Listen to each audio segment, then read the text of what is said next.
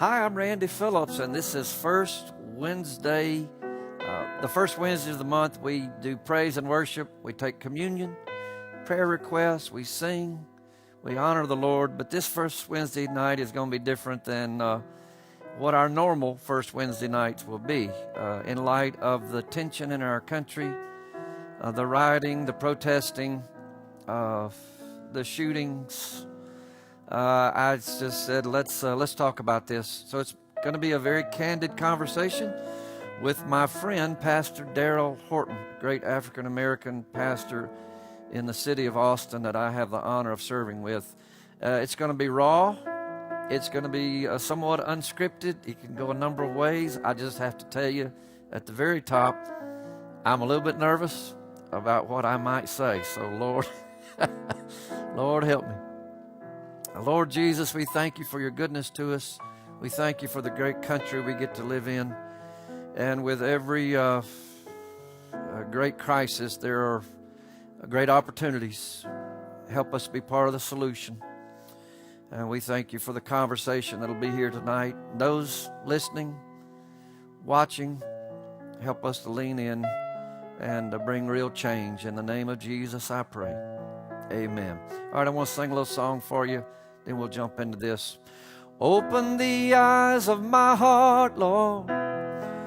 Open the eyes of my heart. I want to see you. Lord, I want to see you. That's my prayer tonight. Open the eyes of my heart, Lord. Open the eyes of my heart. I want to see you. Lord, I want to see you. To see you high and lifted up, shining in the light of your glory. Pour out your power and love as we sing, holy, holy, holy. Holy, holy, holy. Holy, holy, holy. Holy, holy, holy. Lord, I want to see you. Let me hear you sing, holy. Holy, holy, holy. You sing. You sound good. Holy, holy, holy. Lord, I want to see you. Open the eyes of my heart, Lord. Open the eyes of my heart. I want to see you. Lord, I want to see you. One last time. Open the eyes of my heart, Lord. Open the eyes of my heart. Lord, I want to see you. Lord, I want to see you. Yes, I do. That's my prayer. Would you welcome, please, Pastor Daryl Horton. Pastor Daryl Horton, I love you. Love you too, Pastor Randy. How are you? So glad you're here. Thank you for having me. Pretty short notice. I called you. I said, would you come over here and help me with this conversation? And you were so agreeable. Yes. Thank you. These are unprecedented times. For sure. Yeah. And I feel like there's a great awakening coming to white pastors who many of us have been silent on the subject too long. And so I wanted to have a conversation. I couldn't think of anybody better to have this conversation. You're such a brilliant man. You're such a man of character and dignity. You're about this close from getting your doctorate. Is that right? Yes, hopefully in the next 2 months. Man, I have to call you doctor. Keep praying. Yeah. Okay. All right. Your wife, Shalonda, she's fantastic. She's a nurse. Yes. She's a reservist. That's right.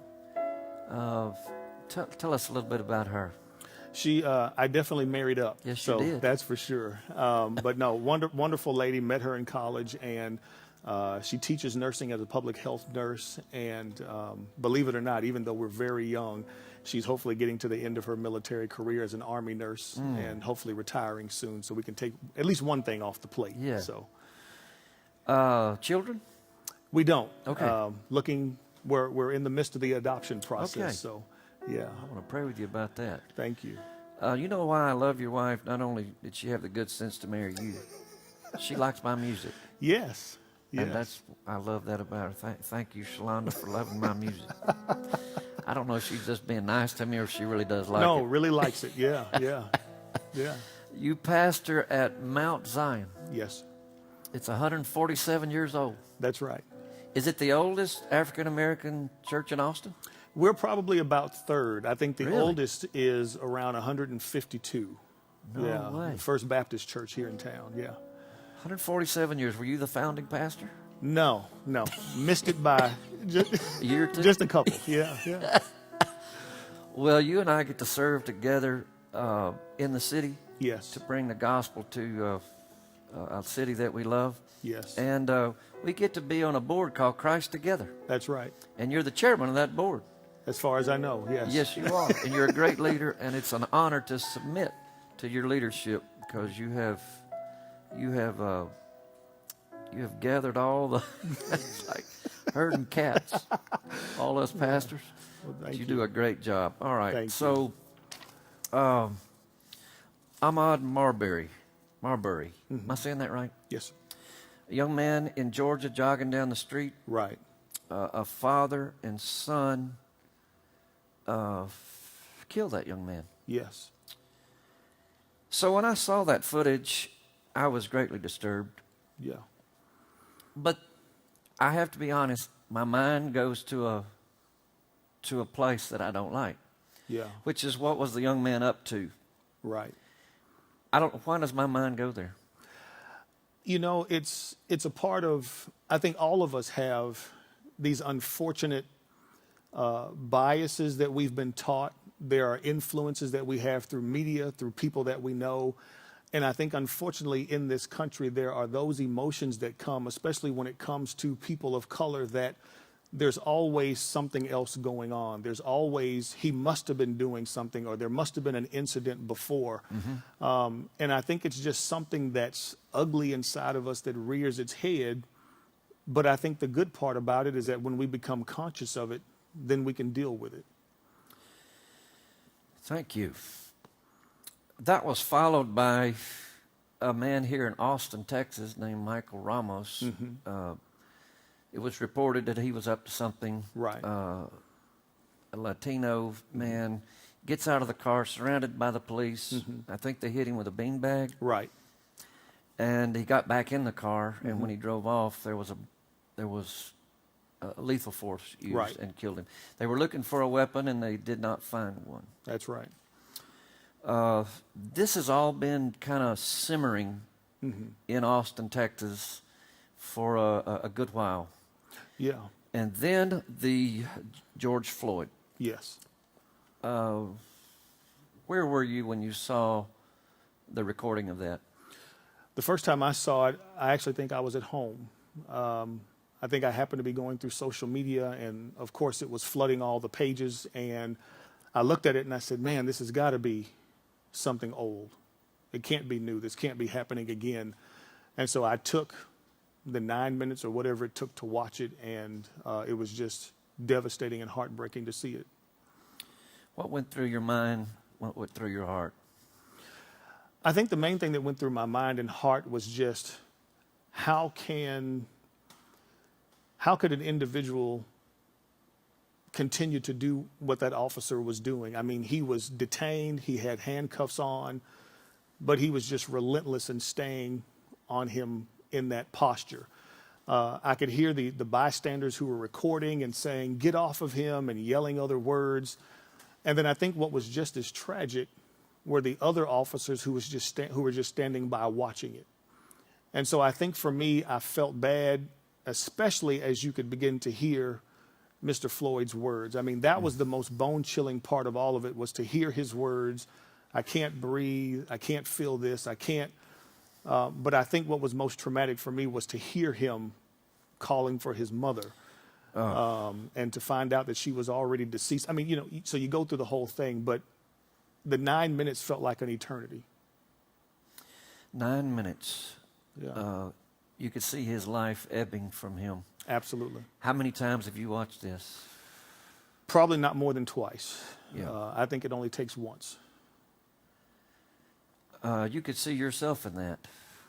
You could see it as a possibility. I mean, you could see that these are things that are not occurrences that happen once every 10 years or happens once every 25. I mean, we've seen these things every 3 or 4 months. And so you can't help, as an African-American male, look at that picture and say, there's a possibility that could be me, that could be my brother, it could be my dad.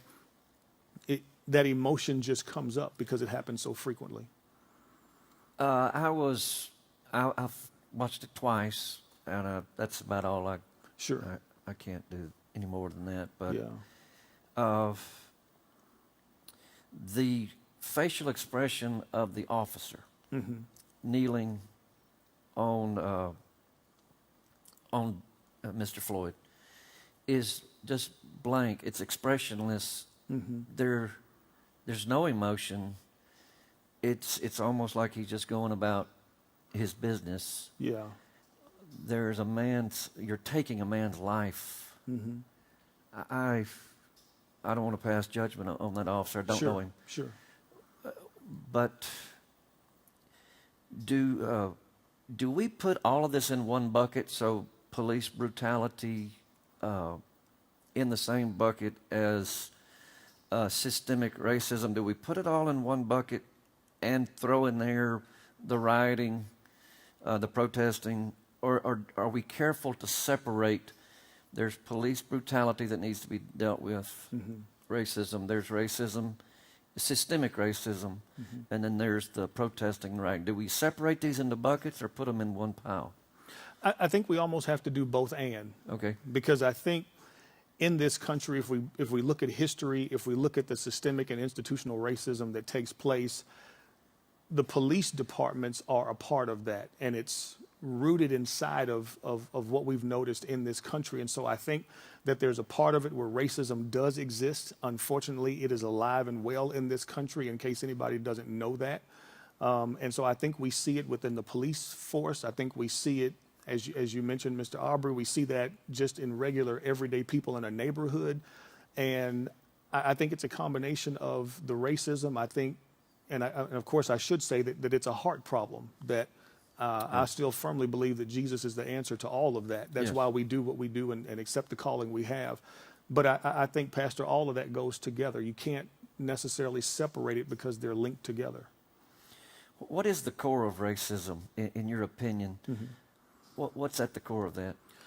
For me, the way I look at it is, again, I have to go back and look at the historical narrative that we've had, not just in this country, but in other parts of the world, that ever since 1619, when Africans were brought to this country, they were brought here as enslaved people. And in order for people to remain enslaved, there had to be a narrative that they were less than, that they were just cattle, that they were just property.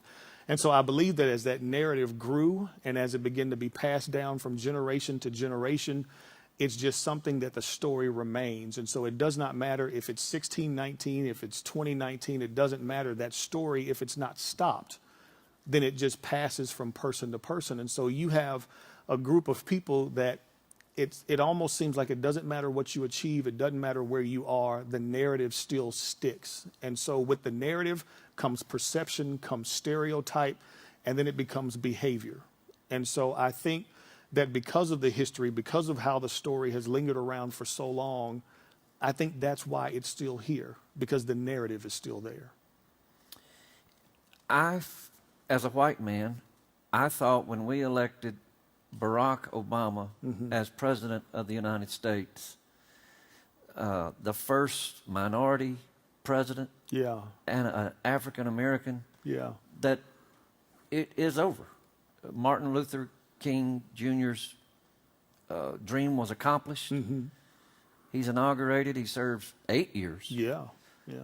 I thought it's been done. It's been achieved. I was fooling myself. I think a lot of people were. I mean, I still remember the night that the votes were counted and he was officially recognized as president. I mean, there were people throughout the community that were crying and just couldn't believe that in their own lifetime they would see an African-American president of this country. And I think a lot of us were lulled into a place to think, in the highest office in the world, if there's an African-American there, all of our problems have been solved. But I think what his presidency showed us is that not only had it not been solved, but it even showed its face even more. When you, and again, by no means would I suggest that he was a perfect president, that he did everything right.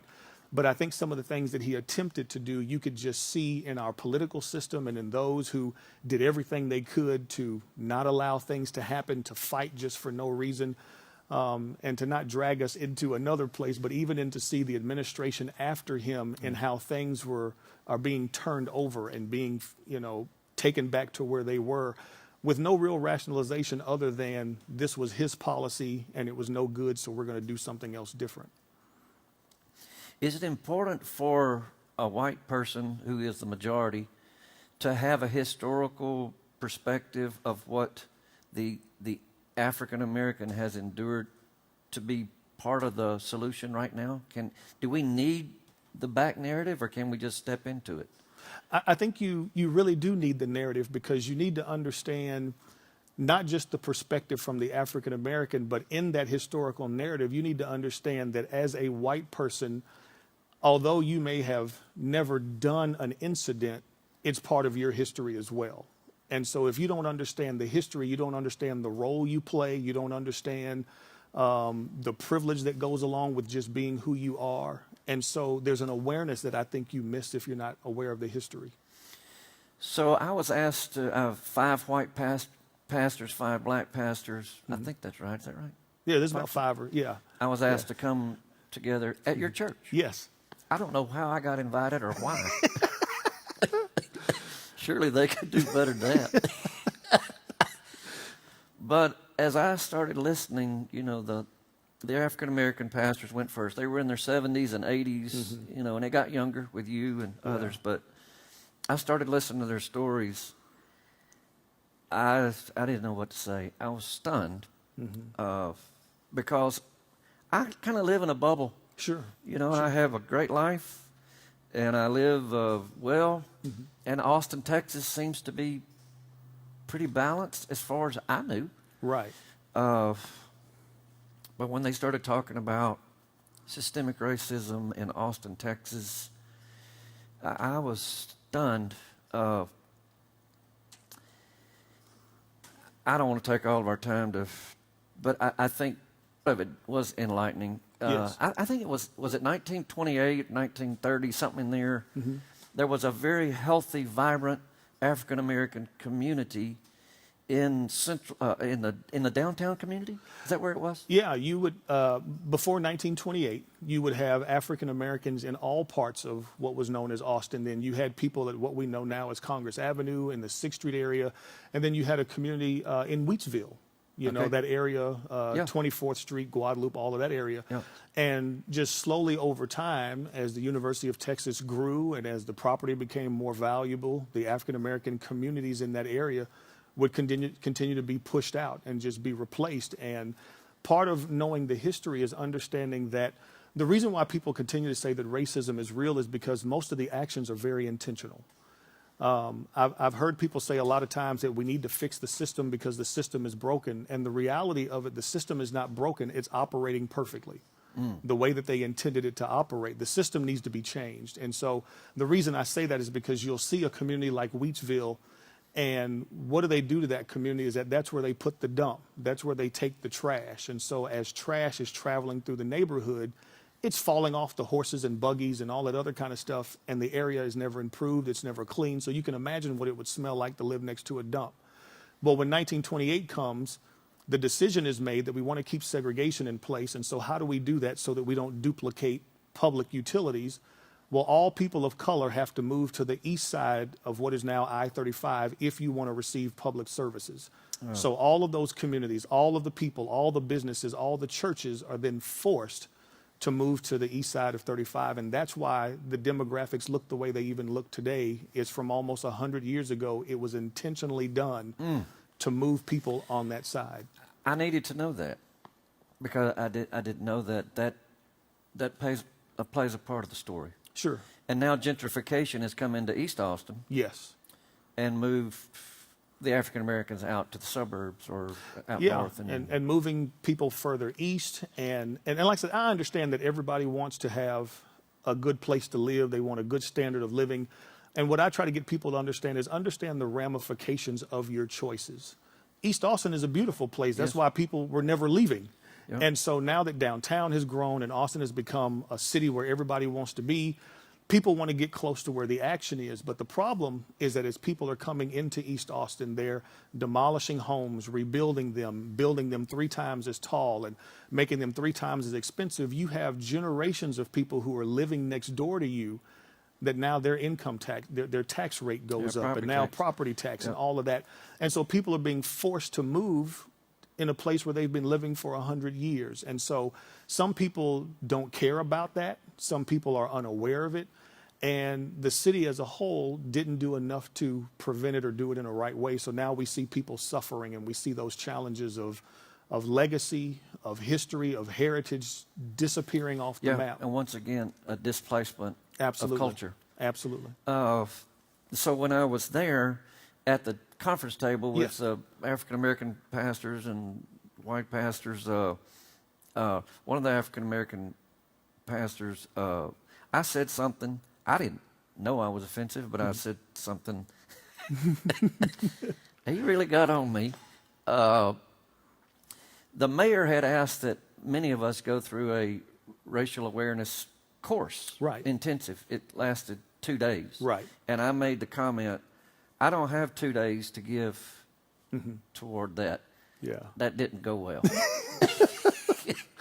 Yeah, it was received a little strongly that I think I should have chosen different words.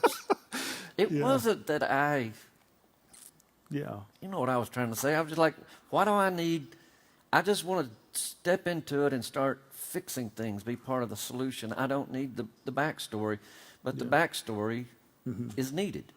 Yeah, and I think part of course I can't speak for him, but I think part of the story would also be, we're talking 2 days in the grand scheme of what we're trying to do, and we believe that if you do this, it'll broaden your horizons, it'll awaken you to what's taking place, and if our relationship is valued, then I'm worth 2 days. And I think the way that was received was, you know. And so, I mean, what do I need to do to fix that? Can you help me? But absolutely. I think, Pastor Randy, as we've talked before, we're going to make mistakes. We're going to say things. I mean, you and I are going to say something tonight that we're going to have to put our foot in and figure out how to deal with it.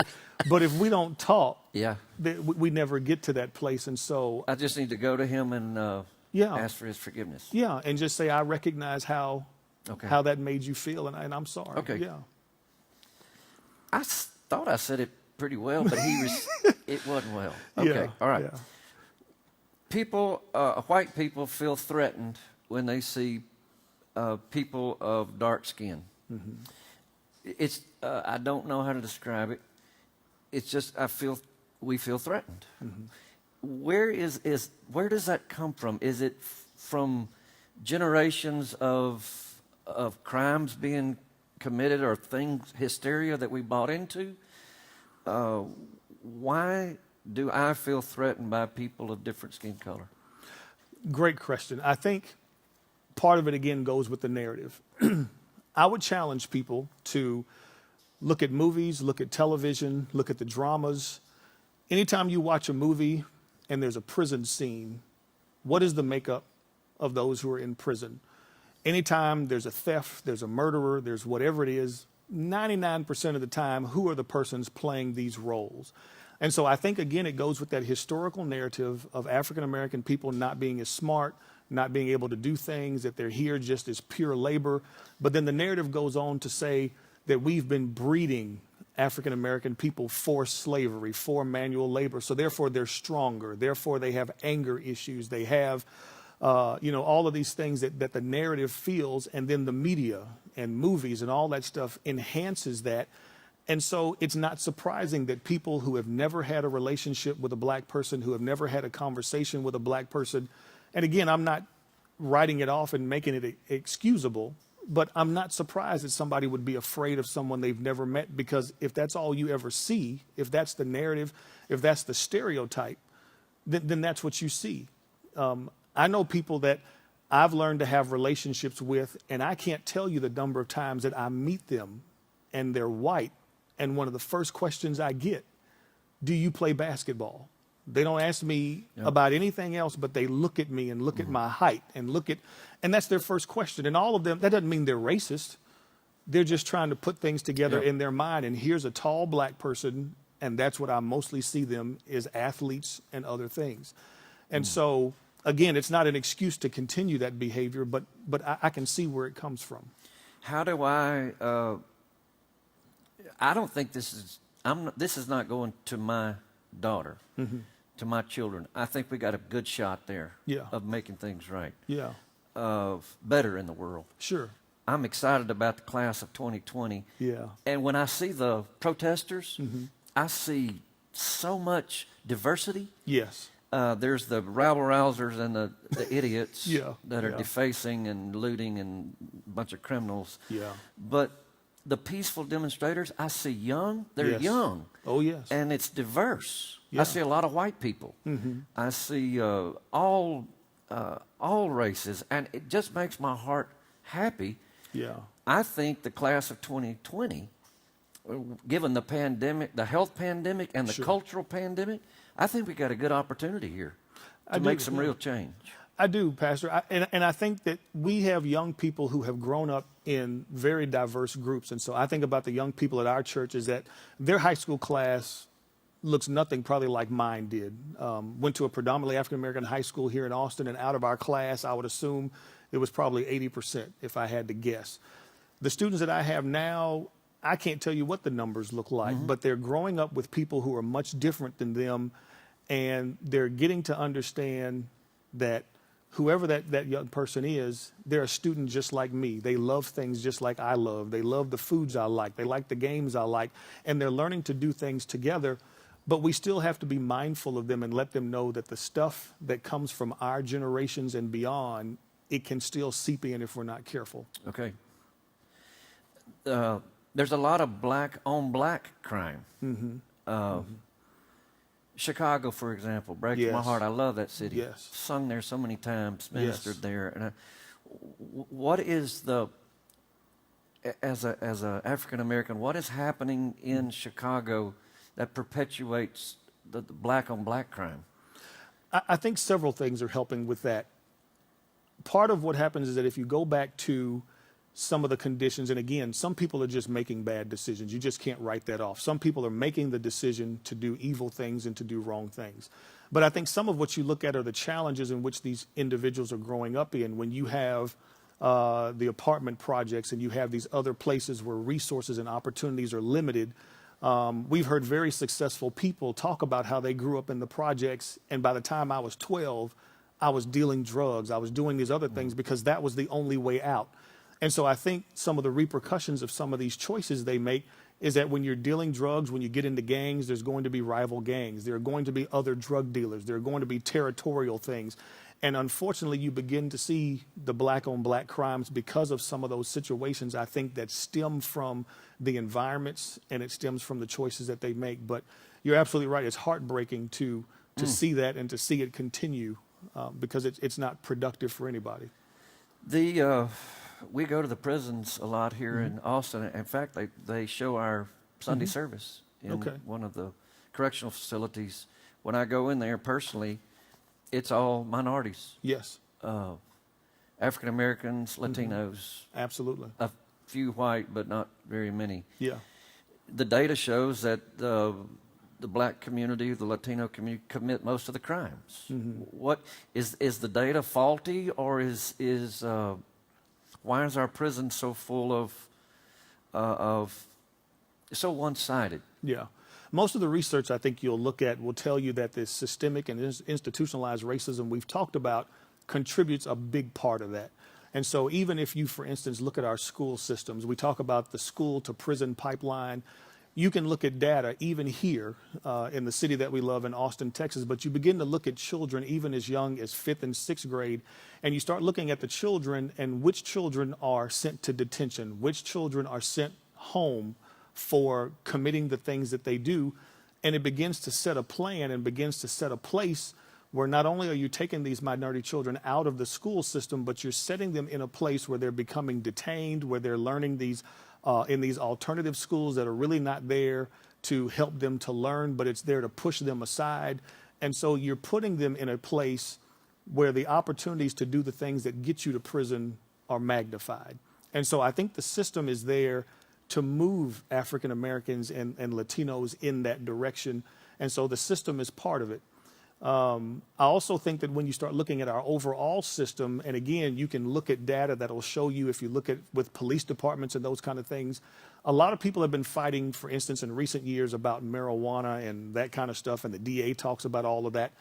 If you look at the individuals who serve time and a greater length of time for the same crime, a white man has the same amount of drugs as a black man, and the black man gets 3 times the sentence. It's the system. It's okay. What's taking place. And so I think our prison system, again, is a result of the system that's put in place. Now, our president has done some reform to the federal system, hasn't he? Yeah, I think there's some things that he has put in place to try to relieve some of the pressures that are there. Yeah. But again, as we talked about at the beginning, if you have a police department who is that the data appears that they're looking in that direction more often, then you're going to find more in that direction. And so part of how you talked about tension has been building up is that as long as we've been in Austin, the Austin Police Department sends out a report that talks about traffic stops and how many they do and where they do them and all those things. And year after year, it comes back that African Americans make up almost 8% of the population in Austin, but the number of black people in traffic stops is at least double that number every time. Oh. And so you have to ask the question, what's causing that? If there are less of us here, how can you be making more traffic stops with us? And so you have to start looking at the process and the policies and determine what needs to be changed. Is it the mentality of the officers? Is it the processes that drive you to do that? And so it's not an easy thing, but again, I think systems, processes, policies, and then people all pour into all of that. When I get pulled over, which I do about once a month, they enjoy my presence for some reason. They pull me over all the time. Yeah. I never think, am I going to live or die? Right. I just think, this is ruining my day. Yes. My insurance is going to go up. Yes. I got to take defensive driving again. When you get stopped, it's a different thing. What goes through your mind when you see the red and blue lights? Part of what I think goes through my mind is because, again, a few years ago, a lot of white people around the country were made aware of the talk. I don't know if you remember that making news, but people kept saying, why do African Americans keep talking about the talk? What is the talk? Well, the talk, for people who don't know, is that in African American families for years, especially men talking to their sons, is that you sit down and have the talk and say, if you get pulled over by a cop, these are the 5, 6 things that you do to make sure you make it home safely.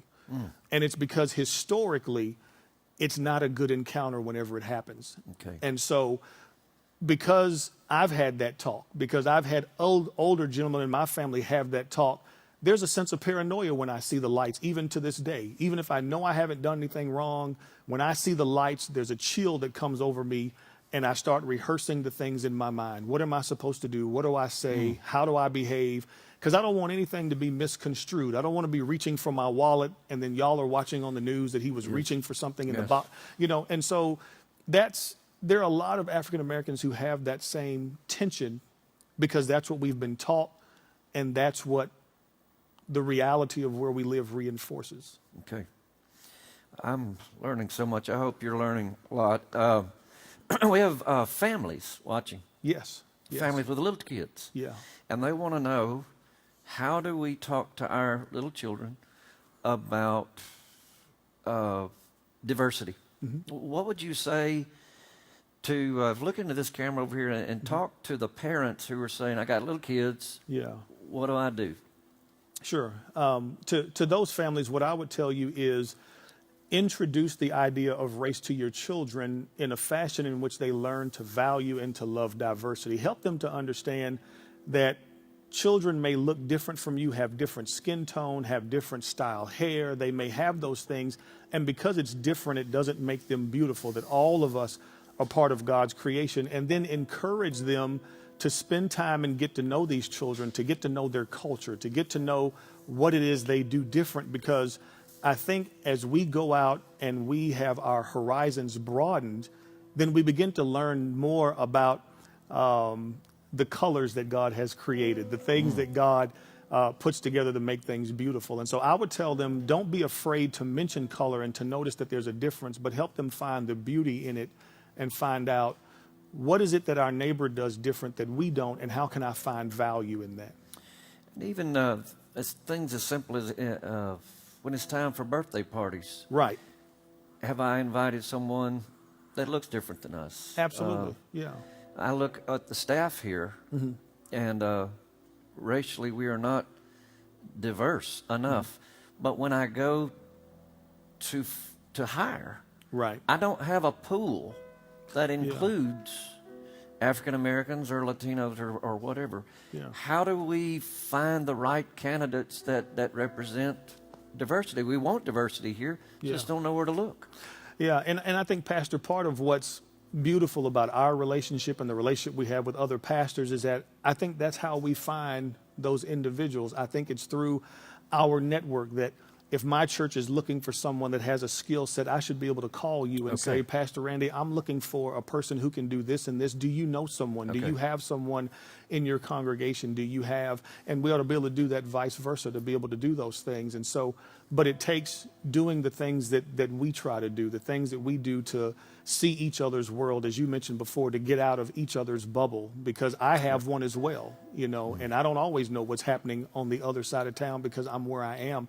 But I think that's how we start to do that, is build relationships and then be open-minded to know that diversity is not just having representation, but make sure that you have someone there that you value what they bring and you understand how your staff can benefit from having that person. Yeah. One of the things I learned from being around that conference table with African-American pastors, white pastors, was we're not interested in a photo op. Right. We don't want an Instagram moment. Yeah. We don't want a Twitter, let's all have a moment, take a picture, go back to our worlds. Yeah. We want to really cross-pollinate, get in each other's lives. Yeah. I want to do that. Yeah. I do. And I want to be part of the solution. Yes, sir. And I think we've started to do that. I mean, it is, you know, and I'm not saying this because your people are listening, but I hope Life Austin knows who they have in a pastor, and I hope they know your character, and I hope they know what it means when I think about our relationship that we have. And so when I first met you, I knew you from a distance. I knew you because of it's Randy Phillips. But I can honestly and sincerely say that the time we've known each other, my heart has been overjoyed because of how you've reached out to me and how you have embraced me as an equal to you, as someone that we can serve in ministry together, we can stand on the stage together, we can do all these things. And that's part of the solution, is doing that, because the people that we lead need to see that. They need to see you and I sitting on the stage together. They need to see you and I eating lunch together, riding in a car together. They need to see that to know that it's real and not just the Instagram picture that they saw. And so I want to thank you for making yourself vulnerable and for being the friend that you are to me. I got a long way to go. We both do, yeah. I'm going to be needing your help to how do I move forward and make a better place, make this world better than when I found it. Yeah. I love you. Yes, sir. Love you too. Yeah. I love your wife. I love your church. Those of you watching, I pray that this has been a very authentic and maybe spark some conversation.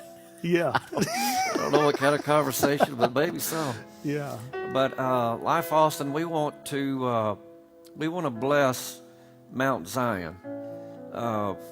During this pandemic, your African American congregation has not been as tech savvy to give online and some of those things. Sure.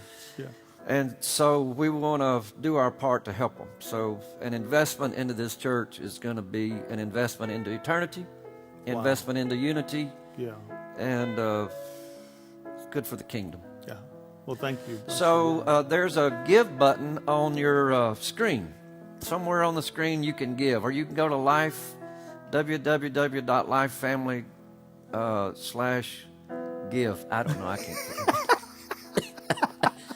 But every dime given tonight, we're going to make one great check and give to Mount Zion, just to let them know we love them. We love their kids. We love their students. And we want to do our part.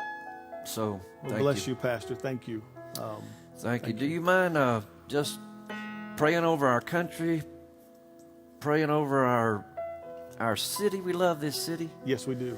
Can you just pray God baptizes us in with His mercy, and help us to start having this conversation again, and again and again. But this time feels real to me. Yes. This feels different. I think there's some real change that can happen, and the church has an amazing opportunity to lead the effort. Pray for us. Yes, sir. God, we're so thankful and grateful that you have given us this privilege and opportunity to sit down together and to share as friends, as brothers in Christ.